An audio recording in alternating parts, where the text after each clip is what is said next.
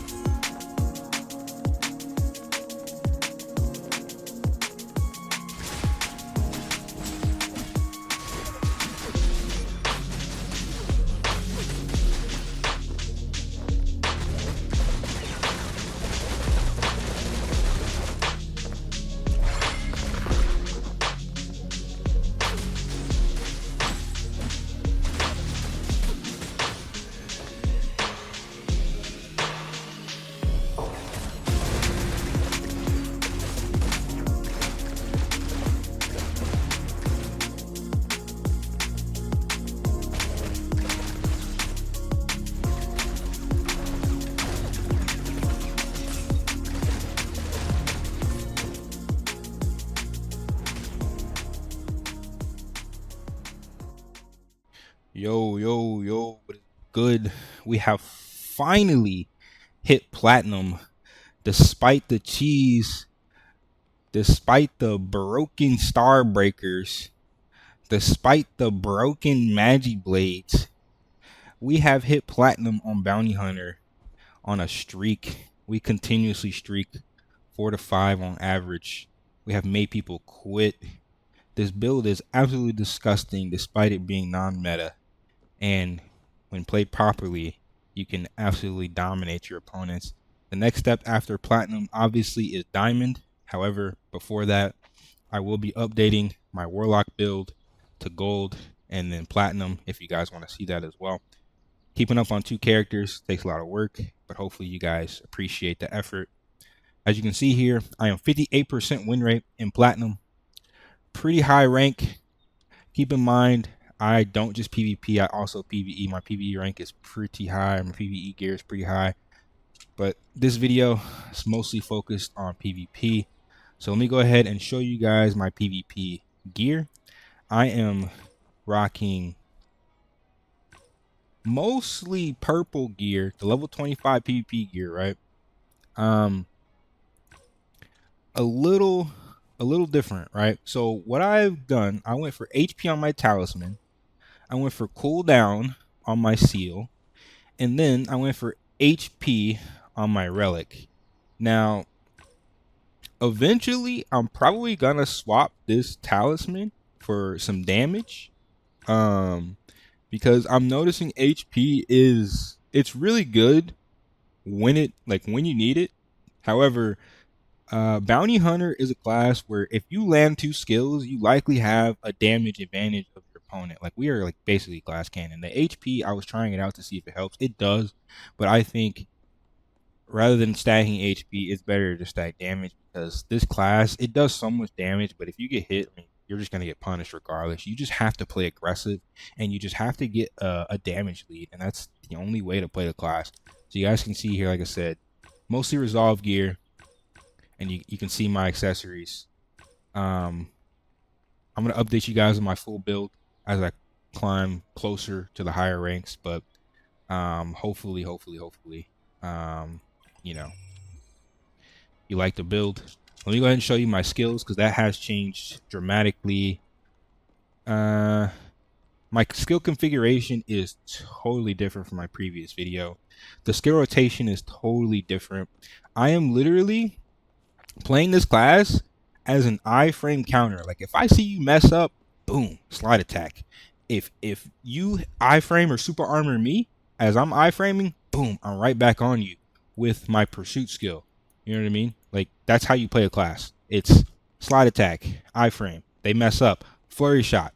Okay, let's say you hit each other. They mess up. You can either throw if you land that combo with that slide attack, you can follow up with an enchanted twin eagle, or you can do like if you miss that flurry shot, then that's when you go into Twilight Pursuit. Twilight Pursuit is one of our highest damage dealing skills, and it armor breaks. So you can see that my first 3 slots are all mobility skills. They're all super armor skills. That's how we are engaging PvP.